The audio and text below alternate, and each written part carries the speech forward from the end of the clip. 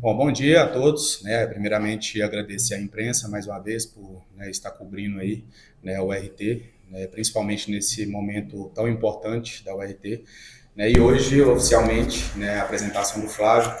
Flávio Alves vem para ocupar o cargo de diretor executivo de futebol, né? Vai ser um homem que vai tomar conta de toda a parte de futebol, não só profissional da URT, né? Um cara que a gente confia muito no trabalho dele.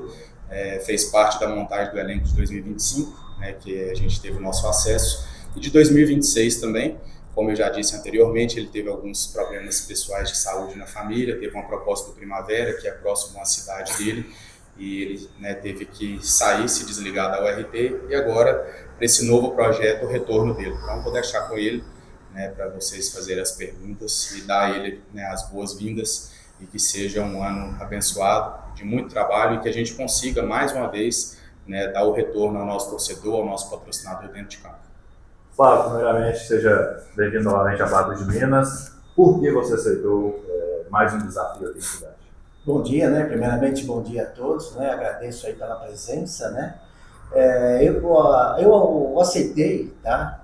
Esse retorno. Primeiro, né, gostaria de, na frente de todos vocês, agradecer à diretoria do RT, em nome do seu presidente Igor Cunha, né, por esse convite para retornar, né, onde eu estou muito feliz com esse momento e também com a responsabilidade. Eu sei da responsabilidade de voltar ao RT, tá? E eu aceitei porque o RT, eu acredito que ela tem muito a crescer, tá? E eu sei o quanto eu tenho essa capacidade para poder ajudar nesse momento, nesse crescimento. É um momento muito importante para o clube, é um momento de consolidação.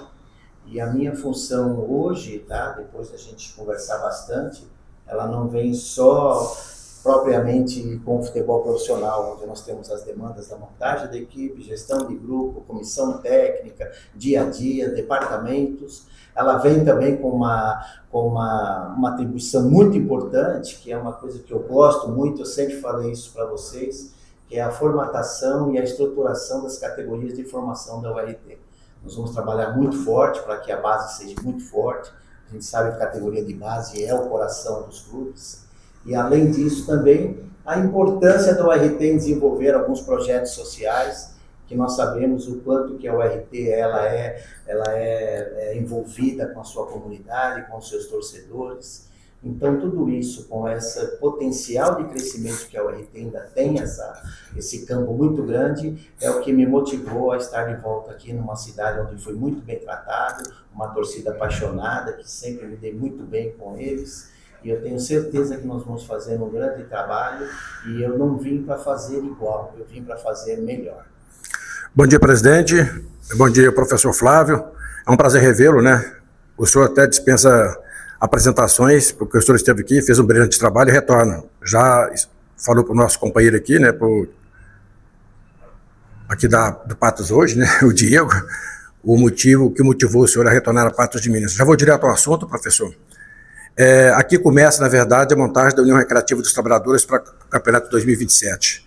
Presidente, diretor executivo. Falta o treinador para compor os três que vão contratar, que vão organizar a equipe para disputar a competição. Gostaria que o senhor falasse se já tem esse treinador, ou qual será o perfil do treinador que virá para Patos de Minas para trabalhar com a RT. Legal. É um prazer falar com você, né? Nós sempre tivemos aí uma relação muito boa, muito profissional, e você pode continuar contando sempre comigo, tá? Nós estamos, sim, nós sabemos que essa é a contratação mais importante do projeto, né? O treinador é uma pessoa que vai comandar essa parte dentro de campo para a gente. Nós sabemos da importância dessa contratação, porque a partir dessa escolha ele tem autonomia, ele vai ter todo o apoio nosso para trabalhar. Já está sim catalogado esse nome, já está conversado, a gente está aguardando aí um pouquinho, um fechamento aí para a gente poder divulgar o nome. Mas já está catalogado, já está conversado, e posso dizer para você que já está praticamente fechado. Flávio, Sistema Clube aqui, parabéns a você, parabéns, Igor, a todos que, retornando ao URT, o calendário para o ano que vem vai ser grande, vai ser robusto.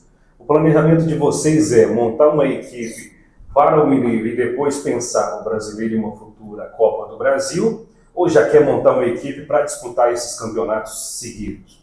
Com certeza, o nosso planejamento é montar uma equipe para a competição, para o calendário, né? É claro que a gente sabe que, né, ao término das competições, dependendo do que aconteça, é necessário algumas reciclagens, é necessário algumas mudanças, mas a ideia nossa e o que nós estamos conversando com os atletas é um contrato com o calendário cheio, para toda a temporada. Presidente Igor, mais um momento de transformações, de renovações aqui pelos lados da Avenida Brasil. Gostaria que o senhor falasse SAF especificamente e também Vila Olímpia, porque é o assunto hoje da cidade de Patos de Minas. Esmar, eu acho que a gente tem que ser o mais claro possível, né, e as pessoas têm que entender aquilo que a gente transmite, né, e a gente sempre vem sendo muito transparente com relação à SAF e a questão da Vila Olímpia. A questão da SAF não é novidade para ninguém, né, que esse modelo associativo que a gente se encontra hoje, ele não é viável dentro da URT, né, a gente fez várias projeções, inclusive, a gente apresentou para o Conselho Deliberativo, a gente sempre foi muito transparente também no fechamento das temporadas, apesar que a gente não contraiu dívidas, né, a gente, para fazer o fechamento das contas, a gente precisou de antecipar patrocínio, mas não dá para continuar nesse formato, vai chegar num momento que vai sobrecarregar e a URT não vai ter saída. Então, nos formatos anteriores, sempre foi pego empréstimos, né? Empréstimos de banco, empréstimo com patrocinador, que depois virou parte do estádio em garantia. Graças a Deus, com a credibilidade que a gente conquistou, a gente não precisou de recorrer a isso. Então, com a confiança de alguns patrocinadores, a gente conseguiu antecipar patrocínios, mas isso vai chegar num ponto que vai sobrecarregar. Diante disso, né, e do cenário, né, nacional, vários clubes, né, se transformando em SAF, a gente fez aquela alteração do Estatuto Social, e por isso que eu digo, tem que ter um entendimento de como funcionam os processos e os procedimentos. Né, até vi algumas entrevistas, né, que saiu esse final de semana, que teve a final do campeonato da Vila Olímpica, né, e parece que sempre tem que pegar um e entregar para Cristo, né, ele é o culpado de tudo, centraliza tudo nele, que no caso sou eu. Mas falta de algumas pessoas entender como que funciona uma instituição. Né, e tudo que chega para a diretoria executiva, a gente passa para o Conselho Deliberativo. Né, e o Conselho Deliberativo ele é soberano dentro do clube e a gente tem a Assembleia Geral. Então fica parecendo que o presidente tem a caneta na mão, o presidente quer que faz a SAF, o presidente quer que faz a dissolução da Vila Olímpica, e não é assim que funciona. Então falta conhecimento para as pessoas que dão entrevista, né? Até escutei algumas coisas que me falta capacidade, porque houve a dissolução da Vila Olímpica, me atingiram até no âmbito pessoal, mas é o que eu digo, falta conhecimento das pessoas para poder dar uma entrevista e elas sim se capacitarem para poder opinar. A gente vive em sociedade, então a gente não vai agradar todo mundo, mas aqui na URT cabe à executiva passar a demanda para o conselho, e assim foi feito. Né, a gente passou para o Conselho Deliberativo e o Conselho Deliberativo discutiu sobre a matéria e deliberou. Né? Entre a questão da SAF, Esmar, a gente fez a alteração do Estatuto Social, é o primeiro passo, foi aprovado para poder se constituir uma SAF. Nesse segundo momento, passou pelo Conselho Deliberativo a URT constituir a própria SAF e hoje, às 19 horas, tem a da Assembleia Geral, que se caso for aprovado, a URT constituir a própria SAF, a gente está marcando para dia 26 já uma reunião com o Conselho Deliberativo, aí sim, para poder apresentar a proposta vinculante. A gente nunca escondeu que há os interessados, né?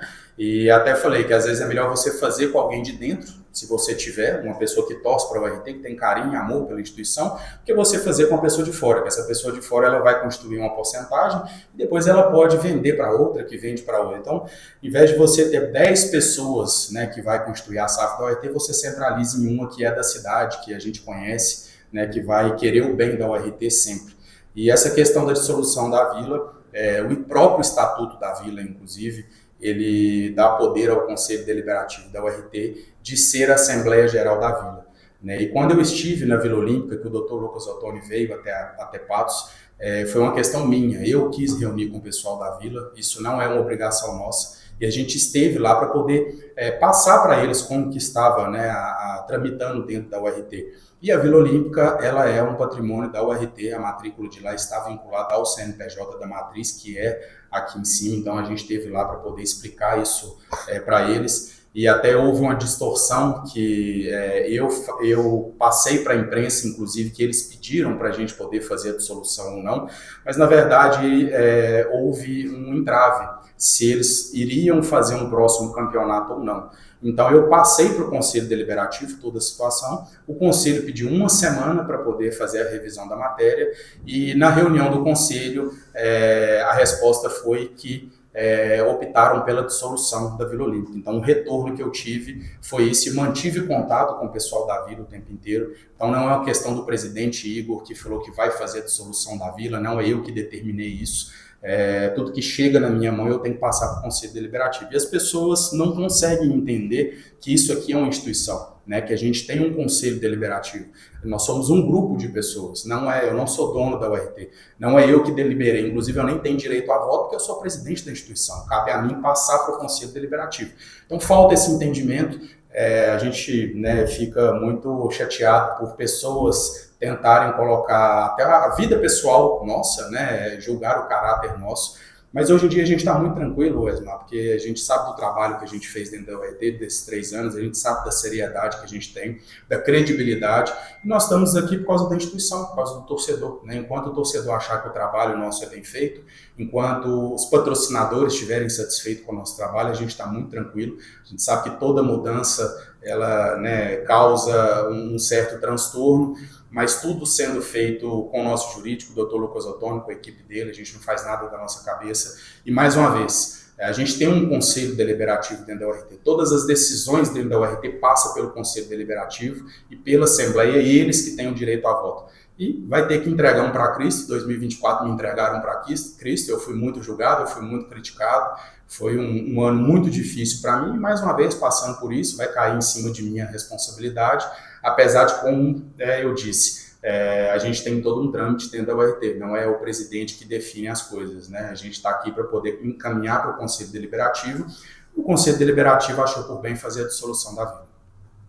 Dentro desse trâmite aí, o Conselho Deliberativo decidindo isso, hoje, para frente, a Vila Olímpica permanece fechada para todo esse trabalho, desse possível novo CT de treinamento da URT, um local para a URT ter, até mesmo para não ter esse desgaste, né, no campo, em treinamentos, enfim. A partir de hoje, então, a Vila Olímpica ela ficará fechada para esse planejamento de transformar lá em um centro de treinamento para a URT? É importante sua pergunta, inclusive, porque alguns sócios da Vila Olímpica, quando se fala em remidos, né, e lá existem 2 categorias de remido, um patrimonial e outro remido, que dá o direito desse remido não pagar a mensalidade. Então a gente tem que deixar isso muito claro que quem paga as despesas da Vila são os outros associados que pagam a mensalidade. Então boa parte dos associados da Vila Olímpica, eles não pagam a mensalidade. Então você entende que a Vila tem uma despesa todo mês e essa despesa ela é paga com as mensalidades dos sócios que não são remido. Certo? A partir do momento que você não tem o campeonato da Vila Olímpica, como que você vai pagar as despesas da própria Vila Olímpica? Então a conta não fecha, uma coisa puxa a outra, né? Para a gente poder ter essa redução de custo e você não ter mais as despesas, a gente precisa de fazer, neste primeiro momento, o encerramento. Né? Agora, se lá vai se transformar num centro de treinamento, se não vai se transformar num centro de treinamento, isso vai entrar em cima da proposta vinculante da SAF. Então, assim, a gente não esconde em momento algum que uma coisa puxa a outra, existe um projeto por trás, né? E o que o pessoal da Vila pediu é isso, né? Tramite isso para a gente saber se a gente vai poder fazer outro campeonato ou não. Então, a partir deste momento, o que eu fiz? Coloquei na mesa do conselho. O pessoal da Vila Olímpica quer saber se vai continuar a fazer o campeonato ou não. Não vai continuar fazendo o campeonato porque a gente vai fazer a dissolução da Vila Olímpica.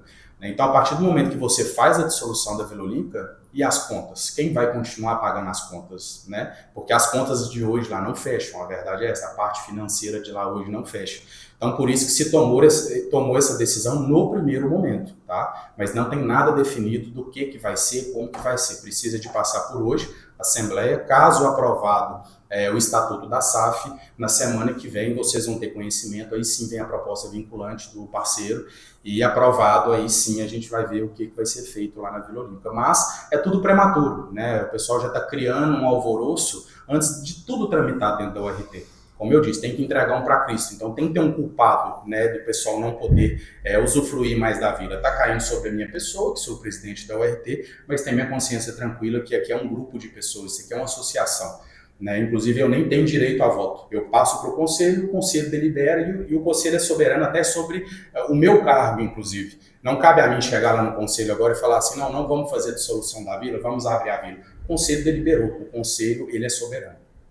Presidente, aproveitando, não sei se já tem essa estimativa ou se o senhor tiver uma data de quando terá essa resposta, já se sabe quanto custaria essa SAF da UERT?